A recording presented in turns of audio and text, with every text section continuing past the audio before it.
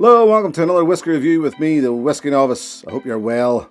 It's review number 53, and would you Adam and Eve it? It is review number 13 and the final part of my series, A Baker's Dozen, looking at 13, 12-year-old Scottish single malts. We got there in the end. Where has that time gone?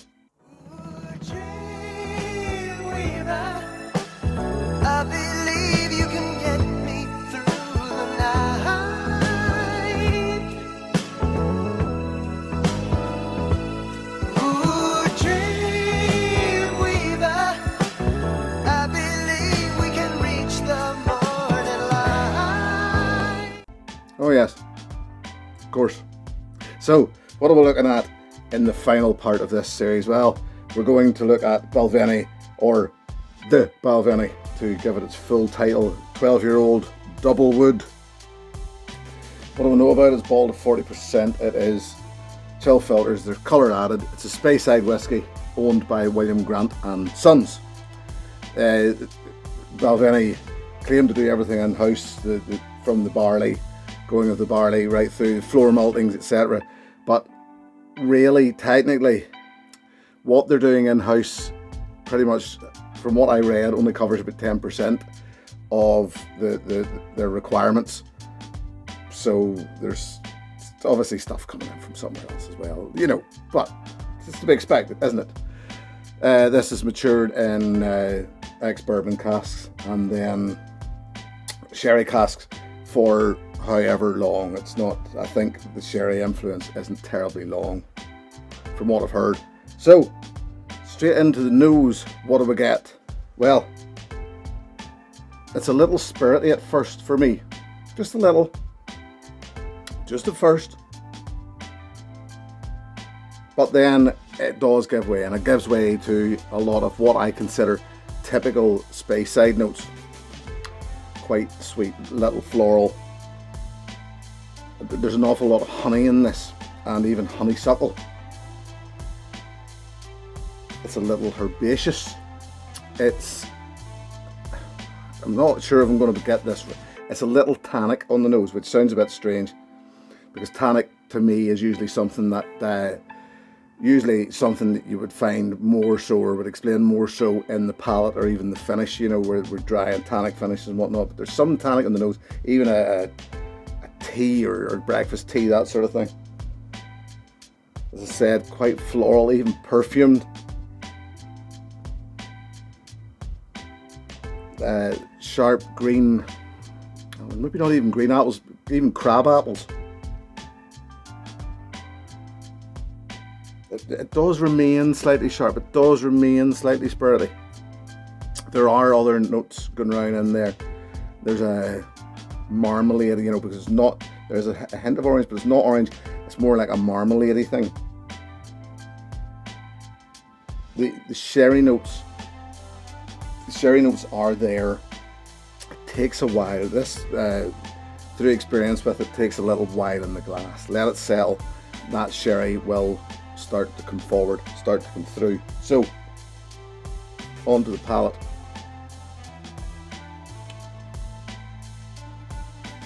Quite a sharp, almost sour delivery. Goes quite quickly to the back. It's kind of malty.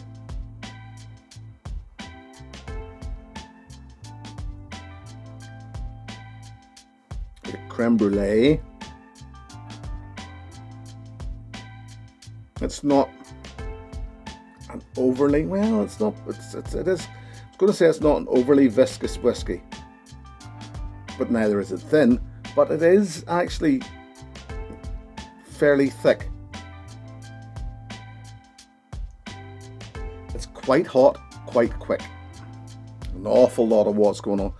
There are some lovely notes in this, or notes on the nose. I don't find an awful lot going on in the palate. A couple of things bring this down for me, this whiskey, and I'll get there in the end. It comes quite hot, quite quick. There's a powdery sweetness.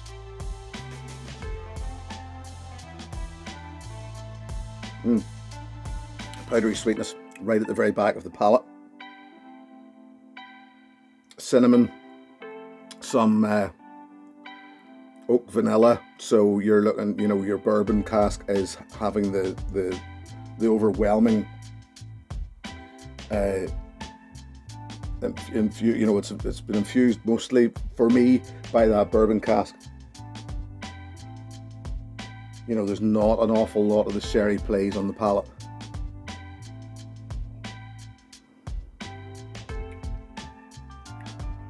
Finished quite short and hot.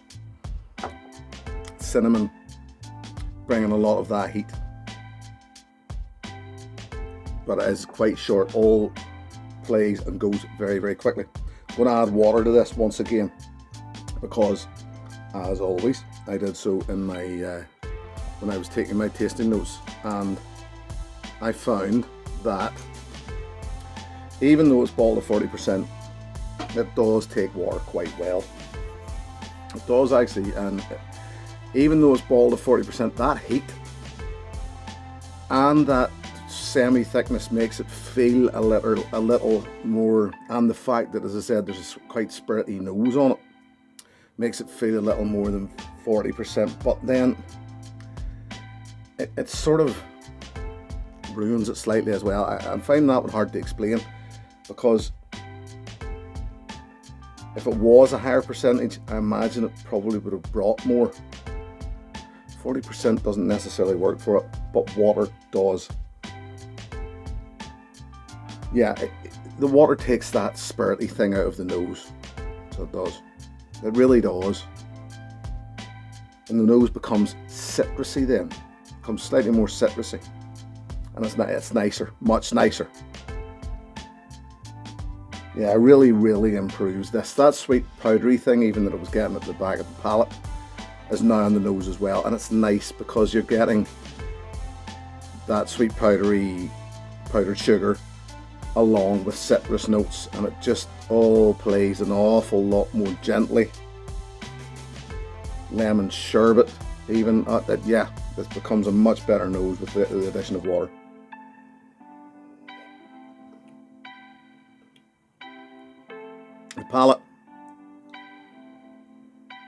The palate thins, but the bourbon notes, now those bourbon notes are actually starting to come forward, rather than it all just being a bit of a, I found a bit of a mishmash on the palate earlier. The bourbon notes are actually starting to make themselves known. The vanilla is there. Some orange, yet again.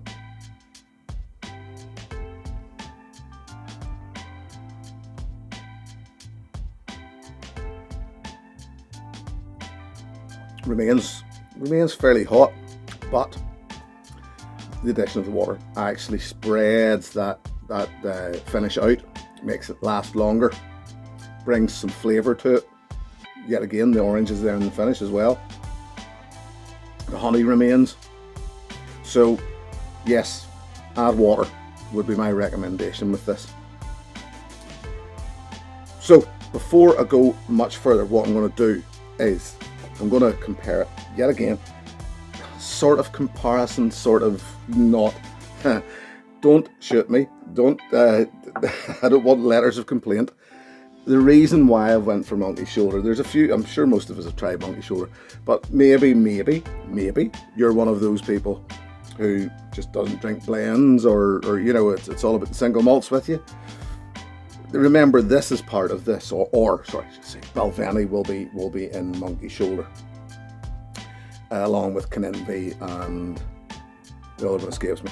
But there are, you know, a few William Grant whiskies playing into the monkey shoulder.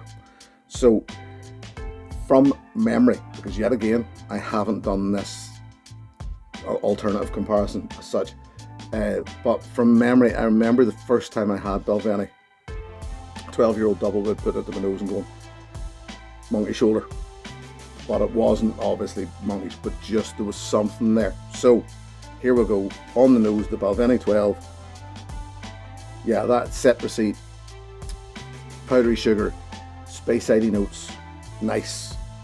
Definitely gets better with water, definitely. Monkey shoulder, much sweet. That's weird actually, because knowing Canenvy single malt, The Canenvy for me now plays bigger in this than the Balvenie. Soft, lovely, lovely, soft, sweet nose and monkey shoulder. It really is.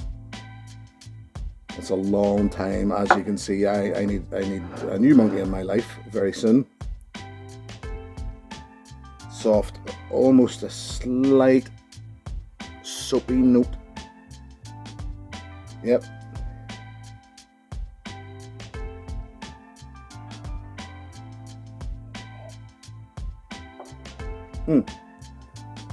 It's weird because yet again, this is why I've said it before, even if it means try something contrasting, something different,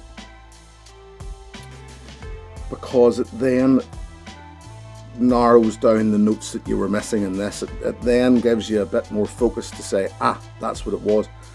And I'm not going to separate into anything specific, but this is more spirity. Both 40%. This just has a more ethanol nose or something. It's not terribly, it's not necessarily what it needs. Sorry, getting away from the subject.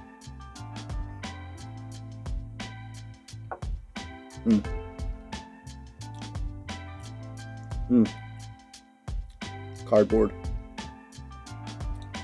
Oak. Monkey shoulder. I'm putting away. Not, I'm saying basically the only reason I pulled out the monkey shoulder and said try that is, as I say, Balvenie's in it, and of some shape or form, and I just thought, right, well, let's give this a go. So, Balvenie 12-year-old double wood. I know it has its fans out there. For me, it's overpriced. This basically comes in around the 40 to 45 pounds mark. Now that's in the same price range as a few other whiskies that I've reviewed in this series. Benallachie 12, Kilkerran 12. I'm going to stop there because my memory stops there. But when I mention those two names and say those two names, you and I know that they are integrity bottlings. They're 46%, non-chill filtered, no colour added. For that same price, this is too expensive for me. You're okay, as I say, 40 to 45 pounds UK pricing. That's about 10 pounds more expensive than it should be. The nose is nice. Yes, it is. The palate pulls it down for me. What can I say? Well, let's borrow a quote from that great sage and wordsmith Shania Twain and say, it don't impress me much. That's basically just going to sum Balvenie 12-year-old double wood up. I've had this quite a while and there's still quite a lot in that bottle because it just has not impressed me much. I know Balvenie are capable of other things, of great things. Just this one pulls it back a little for me. But it is entry-level stuff. It's what they do. It's theirs. Just for me, it's not that great. So there you go. That's the way I sum that up. Right.